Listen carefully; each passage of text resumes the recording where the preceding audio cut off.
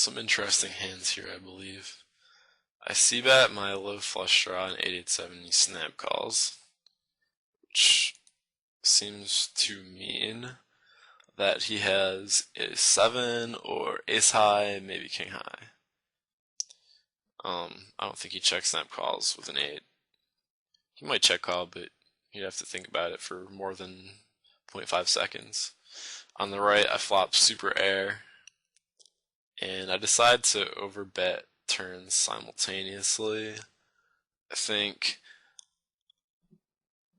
these are kind of interesting overbets. I think on the left it's weird because the jack's such a good card for my range compared to his that in general I just want to be betting 550 and expecting him to fold 7-6 a lot, fold his ace high and king tens.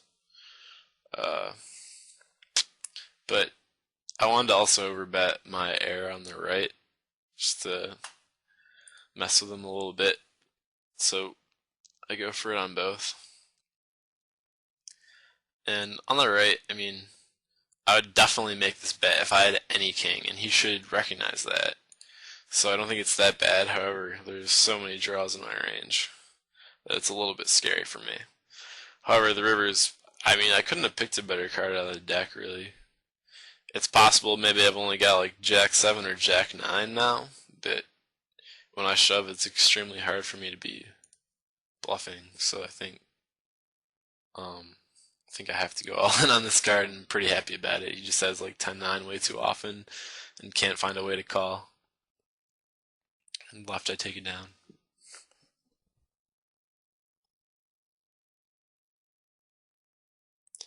I flop top 2 on the left, and I think leading's a pretty good option just because I don't want to check raise these flops. I want to have stable equity.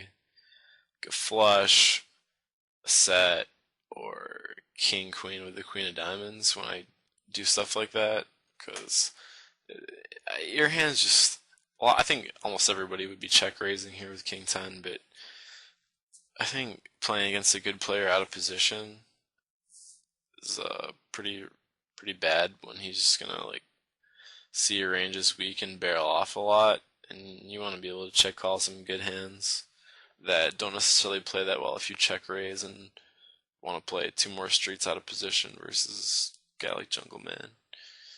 So I think the turn's a clear check call. You know, I beat all of his bluffs and I can improve to a nut hand.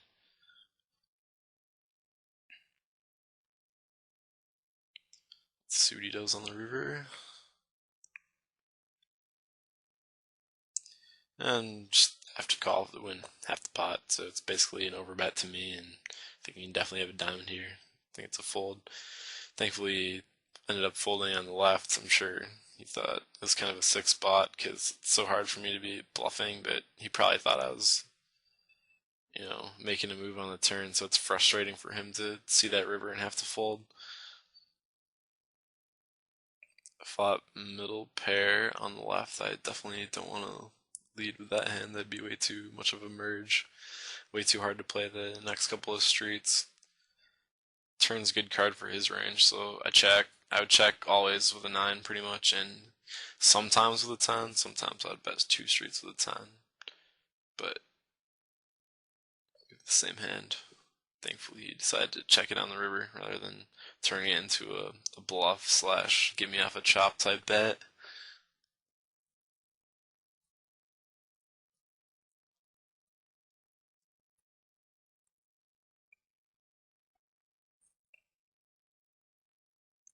Playing pretty loose pre-flop in this video, which is whatever. I don't think you're losing a ton of money calling a 3x raise with 2 cards that are 8 or higher. But not necessarily my standard, especially without an ante in play. I think I should c-bet my king 9 here and see what happens.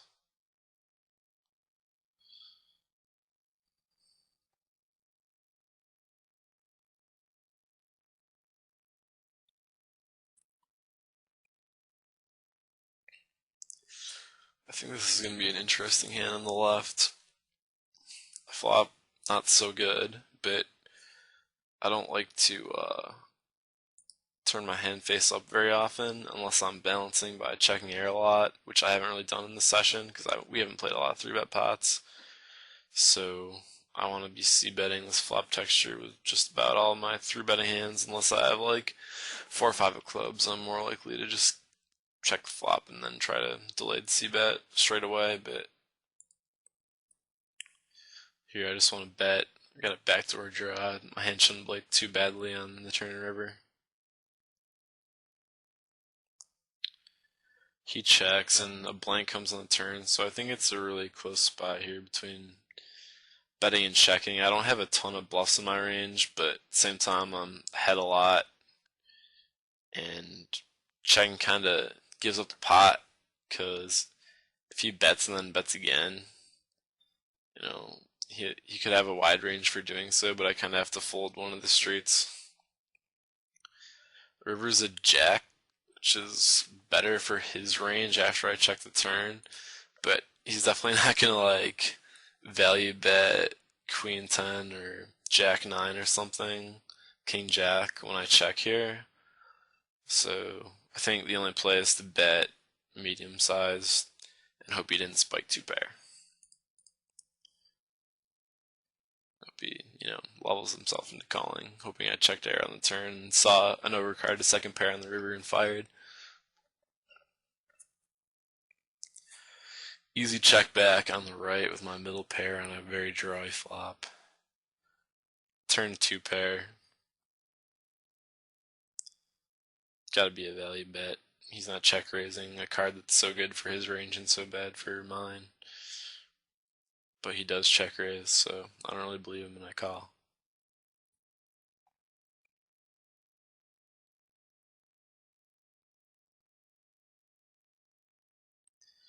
River's a king. He checks to me. There's no good reason to do anything but check it back, and he 5-outed me. It's one of those jungle man plays I don't really understand, but no, whatever. It would be hard for me to ever agree with that particular play. But Dan's the man, so nice hand. On the left, I 3-bet with Jack 4 suited, which is a little non-standard. He min raises, which is kind of weird on this texture, but I don't think I can just fold top pair to a player like him. So, and I also don't think like 3-betting is really good because I think a lot of hands he does this with are like a jack with a good diamond, like a decent diamond kicker. It's a good hand to min raise here with. So I don't want to get all the money in just yet. On the right, I've led a flop that's good for my big blind calling range, even though my hand's just whatever. Turned very well though, so I'm just gonna value bet whenever the action's on me, unless a diamond comes. I call this min raise and turn trip, so I gotta feel pretty good about my hand now. I think he just about always flats a flush on the flop. Now I've got trips, it's just a little hard for me to be beat, and I don't look very strong by flatting the flop.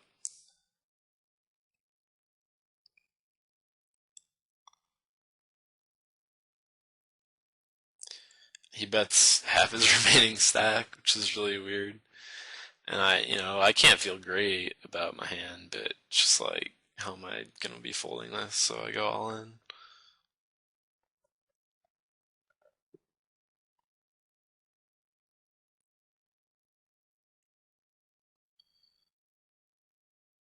He folds, so he just had 2 random cards, it looks like. I mean, it's probably not even a bad play, really, but I happen to have a jack, so it wasn't going to work out for him on that turn. So many turns it would work on either the turn or the river, though, so can't hit on that play. Just a king 7 play.